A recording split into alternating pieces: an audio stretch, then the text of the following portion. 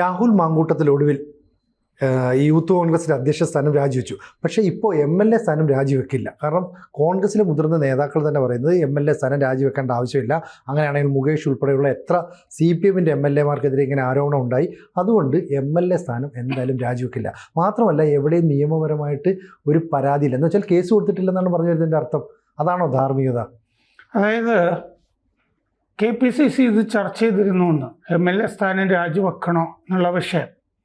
അപ്പോൾ അവർ കണ്ടുപിടിച്ചു എൽദോസ് കുന്നപ്പള്ളിക്കെതിരെ പെണ്ണുകേസ് ഉണ്ടായിരുന്നു, M വിൻസെന്റിനെതിരെ പെണ്ണുകേസ് ഉണ്ടായിരുന്നു. ആ പെണ്ണുകേസുകളിലൊക്കെ കുറ്റപത്രമൊക്കെ ആയി കേസ് കോടതിയിലൊക്കെ ആയിട്ട് നിൽക്കുന്നുണ്ട്.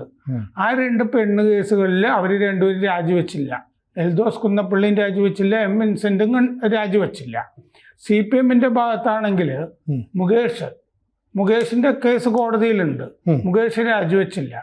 കടകംപള്ളി സുരേന്ദ്രനെതിരെ സ്വപ്ന സുരേഷ് ആരോപണം ഉന്നയിച്ചു, കടകംപള്ളി സുരേന്ദ്രൻ രാജിവെച്ചില്ല. മറ്റേ ഗണേശിനെതിരെ എന്തൊക്കെയോ പരാതികൾ ഉണ്ടായില്ലേ?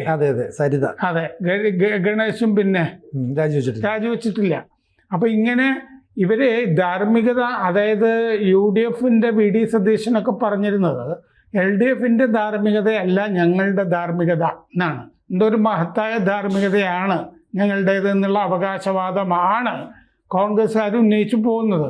പക്ഷെ ഇപ്പൊ ധാർമ്മികതയുടെ കാര്യത്തിൽ അവർ ഒന്നായി അല്ലേ? അതെ, ഒരേ തരം ധാർമ്മികതയായി. പെണ്ണുകേസ് വന്നാൽ രാജിവെക്കേണ്ടതില്ല. ഇതിൻ്റെ അകത്തൊരു പ്രശ്നമുണ്ട്. എന്താണെന്നറിയോ? അതായത് 2 സ്ഥാനം മാങ്കൂട്ടത്തിൽ നിന്നുണ്ടായിരുന്നു, യൂത്ത് കോൺഗ്രസ് പ്രസിഡന്റ്, MLA. ആ 2 സ്ഥാനം ഉള്ളത് കൊണ്ട് യൂത്ത് കോൺഗ്രസ് പ്രസിഡന്റ് സ്ഥാനം രാജിവെച്ചു. ഇനി 2 സ്ഥാനം ഇല്ലായിരുന്നു എന്ന് വെക്കേ, ഇയാൾ MLA മാത്രമായിരുന്നു എന്ന് വിചാരിക്കേ. അപ്പൊ ഇങ്ങനെ ഒരു ആരോപണം ഉണ്ടാവുമ്പോ രാജിവെക്കണ്ടേ? അല്ലേ?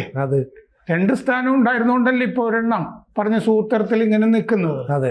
ഇനി ഇയാൾക്ക് 2ഉം ഇല്ലായിരുന്നു എന്ന് വെക്കേ, യൂത്ത് കോൺഗ്രസ് നേതാവും കാര്യങ്ങളും ഒക്കെയാണ്, ഇങ്ങനെ ഒരു ആരോപണം ഉണ്ടായി പെണ്ണുങ്ങളുടെ. ഇതിങ്ങനെ പരമ്പരയാണ്, ഇത് ഒരു പെണ്ണിന്റെ ഒന്നുമല്ല. അപ്പൊ ഇയാൾ എന്ത് രാജിവെക്കുമായിരുന്നു? ഞാൻ മകൻ എന്നുള്ള സ്ഥാനം രാജിവെക്കുകയാണെന്ന് പറഞ്ഞിട്ട് അമ്മയ്ക്കൊരു കത്ത് കൊടുക്കുമായിരുന്നു ഇയാള്. ധാർമ്മികത ചർച്ച ചെയ്യുമ്പോൾ നമ്മളെല്ലാം ചർച്ച ചെയ്യണമല്ലോ. വളരെ മുമ്പ് ഈ PT ചാക്കോ ആഭ്യന്തരമന്ത്രിയാണ്, വലിയ ശക്തനായ കോൺഗ്രസ് നേതാവാണ്, മറ്റേ 57-ലൊക്കെ പ്രതിപക്ഷ നേതാവും ഒക്കെ അല്ലേ.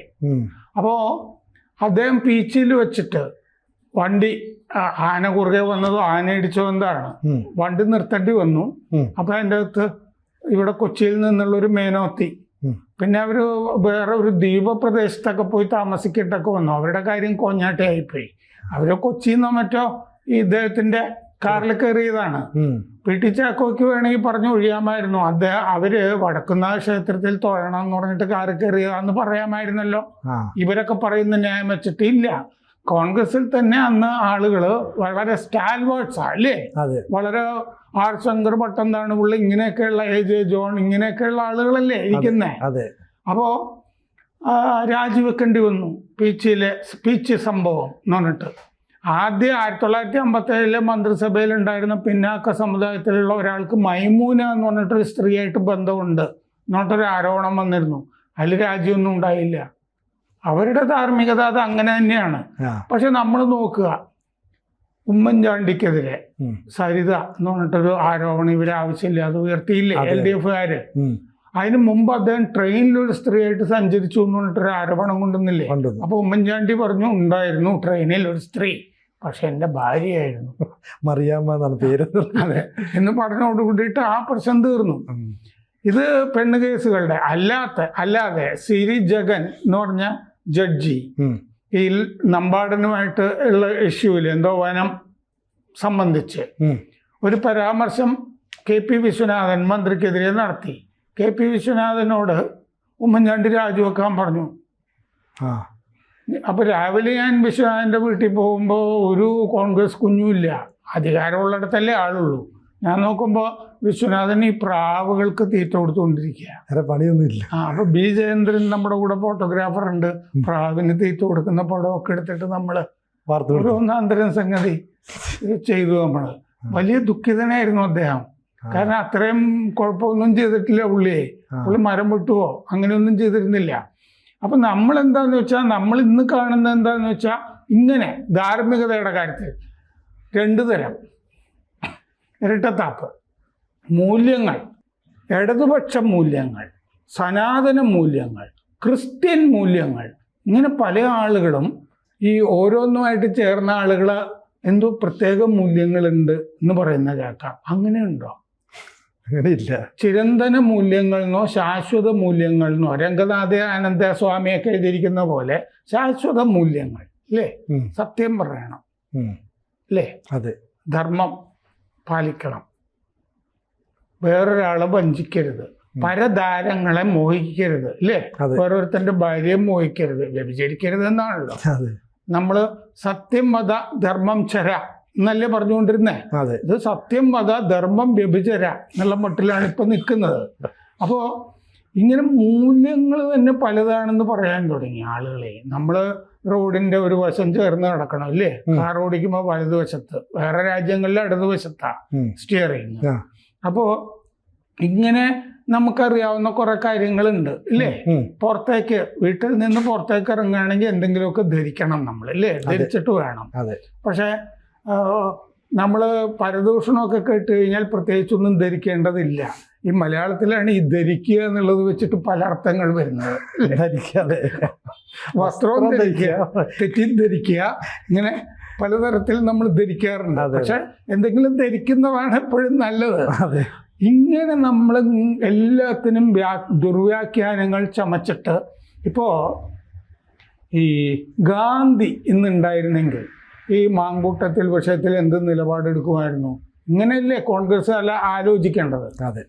അദ്ദേഹം മറ്റേ എൻ്റെ സത്യാന്വേഷണ പരീക്ഷണങ്ങൾ എഴുതിയിരിക്കുമ്പോൾ അതിൻ്റെ അകത്ത് സാധാരണ ആളുകൾ കാണാത്താണല്ലോ നമ്മൾ കാണുക.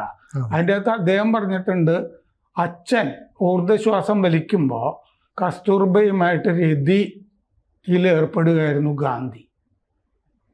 അതെന്നെ എല്ലാ കാലത്തും വേട്ടയാടി എന്ന് അദ്ദേഹം എഴുതിയിട്ടുണ്ട്. അതുകൊണ്ടാണ് ചില മാനസിക പ്രശ്നങ്ങൾ ഇദ്ദേഹത്തിന് ഉണ്ടായിരുന്നായിട്ട് തോന്നുന്നുണ്ട്. ഹരിലാൽ കല്യാണം കഴിച്ച ഹരിലാലിനോട് ഗാന്ധി പറയാൻ നീ ബ്രഹ്മചര്യം അനുഷ്ഠിക്കണം എന്ന്. ഇങ്ങനെ പല പ്രശ്നങ്ങൾ. ഹരിലാൽ ഗാന്ധി ആണെങ്കിൽ അദ്ദേഹത്തിൻ്റെ മകള് 9ാമത്തെ വയസ്സിൽ സ്വന്തം മകളെ ബലാത്സംഗം ചെയ്തു ഹരിലാൽ ഗാന്ധി. എന്നിട്ട് ഹരിലാൽ ഗാന്ധിക്ക് ചീത്ത പറഞ്ഞിട്ട് കത്തെഴുതി ഗാന്ധി. ഈ കോവിഡ് കാലത്തോ മറ്റോ ആണ് വാർത്ത വന്നിരുന്നത്. ആ കത്ത് ലണ്ടനിൽ ലേലം ചെയ്യുന്നു എന്ന് പറഞ്ഞിട്ട് ആ കത്ത് ലേലം ചെയ്യുമ്പോഴാണ് ഇങ്ങനൊരു സംഭവം ഉണ്ടല്ലോ എന്ന് ഞാൻ അറിയുന്നത്. ആ കുട്ടിയെ പിന്നെ ആശ്രമത്തിൽ കൊണ്ടാക്കി. ഈ സംഭവത്തിന് ശേഷം ആ കുട്ടിയാണ് ആ തോളിൽ കയറ്റ് നടക്കുന്നില്ല, 2 കുട്ടി. ബാപ്പു മൈ മദർ എന്ന് പറഞ്ഞ ഒരു പിൽക്കാലത്ത് പുസ്തകമൊക്കെ എഴുതിയിരുന്നു. അങ്ങനെയാണ് ആ കുട്ടി ആശ്രമത്തിലെത്തുന്നത്. ഈ ഗാന്ധിയന്മാർക്കൊന്നും അറിയില്ല. അപ്പൊ ഇങ്ങനത്തെ നിരന്തരമായ സംഘർഷം നടന്നിട്ട് അതിൽ നിന്നാണ് നമ്മൾ ധർമ്മം എന്ന് പറഞ്ഞ കൺസെപ്റ്റ്, ധർമ്മത്തിൽ നിന്നാണല്ലോ ധാർമ്മികത വരുന്നത്. ധർമ്മം എന്ന സംസ്കൃതത്തിലും മലയാളത്തിലും ഒക്കെ പറയുന്നതിന് സമാനമായ ഒരു വാക്ക് ഇംഗ്ലീഷിലില്ല, അവർക്കില്ല. ധർമ്മത്തിന് ഇപ്പൊ ധർമ്മോസ്മത് കുലദൈവതം എന്ന് Manorama, charity is our household divinity എന്നാണ്. ഈ ചാരിറ്റി എന്ന് പറഞ്ഞ സാധനം ധർമ്മം എന്നുള്ള അർത്ഥം കിട്ടില്ല അതിന്. ധർമ്മം എന്ന് പറയുന്നത് ഓൾ എൻകംപാസിങ് ആണ്. ഇത് മറ്റേതിന് ജീവകാരുണ്യം എന്നുള്ള അർത്ഥമേ കിട്ടുള്ളൂ. ചാരിറ്റി എന്ന് പറയുമ്പോൾ നമ്മളങ്ങനെയല്ല, നമ്മുടെ ജീവിത നിഷ്ഠയുടെ ഒരു ഭാഗമായിട്ടാണ്. അത് ഈ കോൺഗ്രസിലെ ആളുകൾ ഇതൊന്നും മറ്റേ നെഹ്റുവിനൊന്നും ഇല്ലായിരുന്നല്ലോ. നെഹ്റുവിൻ്റെ ഒരു കഥ മറ്റേ ശ്രദ്ധാമാതയ്ക്ക് ഗർഭം ഉണ്ടാക്കിയിട്ട് ശ്രദ്ധമാത ചാപ്പിള്ളയെ പ്രസവിച്ച കഥയൊക്കെ ഞാൻ എഴുതിയിട്ടുണ്ട് നേരത്തെ. ഞാൻ ഇന്നലത്തെ ചർച്ചയിൽ പറയുകയും ചെയ്തു.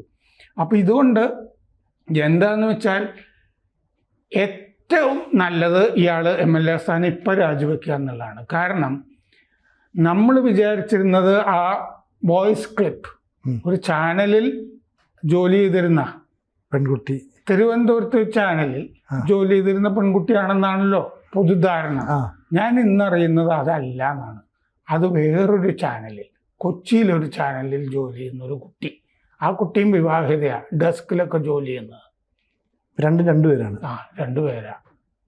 ഇപ്പോൾ 6 പരാതി ദീപാദാസ് മുൻഷിയുടെ മുമ്പിലുണ്ട്. അതിലൊന്ന് ഒരു പഴയ MP യുടെ ഉം. മകളുടെയാണ് വിവാഹ വാഗ്ദാനം നൽകി പീഡിപ്പിച്ചത്. പഴയ MP, എറണാകുളത്തിൻ്റെ സമീപ ജില്ലയിലുള്ള ആളാണ് ആ MP. വലിയ സംഭവമാണല്ലോ ഇത്. അപ്പൊ ആ പരാതി ദീപാദാസ് മുൻഷിയുടെ മുമ്പിലുണ്ട്. അങ്ങനെയാണെങ്കിൽ നടപടി എടുത്തല്ലേ പറ്റുള്ളൂ. അതെ. അപ്പോൾ മറ്റേ ഞാൻ അച്ഛനോട് എന്ത് പറയുന്നൊക്കെ പറഞ്ഞിട്ടൊരു സംഗതി ഉണ്ടില്ലായിരുന്നു ക്ലിപ്പിംഗ്. ആ അത് വേറൊരു ചാനലിലെ കുട്ടിയാണെന്നാണ് എനിക്കുള്ള വിവരം. കാരണം എന്നോട് രാവിലെ ആളുകൾ ഇതേപ്പറ്റി സംസാരിച്ചിരുന്നു. അപ്പോൾ ധാർമ്മികത ഞങ്ങളുടെ രണ്ട് മുന്നണിയുടെയും രണ്ടാണെന്ന് കോൺഗ്രസിന് അവകാശവാദം ഉണ്ടെങ്കിൽ ജോസ് തെറ്റേൽ രാജിവെച്ചില്ലേ? അതെ. നീല ലോകദാസൻ നാടാരോട് രാജിവെക്കാനായിട്ട് EK നായനാർ പറഞ്ഞു എന്ന് നായനാർ എന്നോട് പറഞ്ഞിട്ടുണ്ട്. ഇടതു മുന്നണി ആ നായനാരുടെ കാലത്തുനിന്ന് മാറിയില്ലേ? അത് മാറി. ഈ മുകേഷിൻ്റെ കാര്യമൊക്കെ വന്നപ്പോൾ ഒരുപാട് മാറി. വളരെ മാറി. കാരണം പഴയ കോൺഗ്രസ്സുകാരനാണല്ലോ ഈ EK നായനാർ എന്നൊക്കെ പറയുമ്പോൾ. കമ്മ്യൂണിസ്റ്റുകാരുടെ കുടുംബ ബന്ധങ്ങൾ എന്ന് പറയുന്ന പുസ്തകമൊക്കെ എഴുതിയിട്ടുണ്ട് അദ്ദേഹം, ചെറിയ ബുക്ക്. ആണല്ലേ? ഒരു കാലത്ത് സൈദ്ധാന്തികനായിട്ട് അറിയപ്പെട്ടിരുന്ന ആദ്യകാലത്തെ ഈ തിരുവനന്തപുരത്തേക്ക് അഴീക്കോടൻ രാഘവൻ മരിച്ച ശേഷമാണല്ലോ തിരുവനന്തപുരത്ത് പ്രവർത്തനത്തിന് വരുന്നത്. അതിനു മുമ്പ് അദ്ദേഹത്തിന് ഇങ്ങനെയല്ല കരുതിയിരുന്നത്. ഈ പുസ്തകമൊക്കെ എഴുതിയ ലേഖനമൊക്കെ എഴുതുകയും ചെയ്യുന്ന ഒരാളായിട്ടാണ്, ബുദ്ധിജീവി പരിവേഷം അങ്ങനെയൊക്കെ. അപ്പോൾ ആ കോൺഗ്രസ്സുകാർ CPM ഉണ്ടായിരുന്ന പഴയ കോൺഗ്രസ്സുകാരുടെയും ധാർമ്മികത ഗാന്ധിയൊക്കെ പറഞ്ഞിരുന്ന തരം ധാർമ്മികതയാണ്. ഇപ്പൊ ധാർമ്മികതയുടെ കാര്യത്തിൽ രണ്ട് മുന്നണിയും ഒന്നിച്ചു. പക്ഷെ എൽദോസ് കുന്നപ്പള്ളിയെ പറ്റി വേറെ കേസുകൾ പിന്നെ വന്നില്ല. M. വിൻസെന്റിനെ പറ്റി വേറെ കേസുകൾ വന്നില്ല. മാങ്കൂട്ടത്തിൻ്റെ കാര്യത്തിൽ മാങ്കൂട്ടം സ്ത്രീ മാത്രമല്ല എന്നാണ് ഞാൻ അറിയുന്നത്. ട്രാൻസ്ജെൻഡർ ഒരു പരാതി വന്നല്ലോ, അല്ലാത്തതും ഉണ്ട് എന്നുള്ളതാണ് എനിക്കുള്ള വിവരം. അപ്പൊ അതുകൊണ്ട് കോൺഗ്രസ്സുകാർ തന്നെ മുൻകൈ എടുത്ത് MLA സ്ഥാനം രാജിവെപ്പിക്കുന്നതാണ് നല്ലത്. ഇപ്പോൾ വാഴൂർ സോമൻ അന്തരിച്ചു. ഉപതെരഞ്ഞെടുപ്പ് വരില്ലേ? നമുക്ക് 2 ഉപതെരഞ്ഞെടുപ്പ് ഒന്നിച്ച് നടത്തിക്കൂടെ?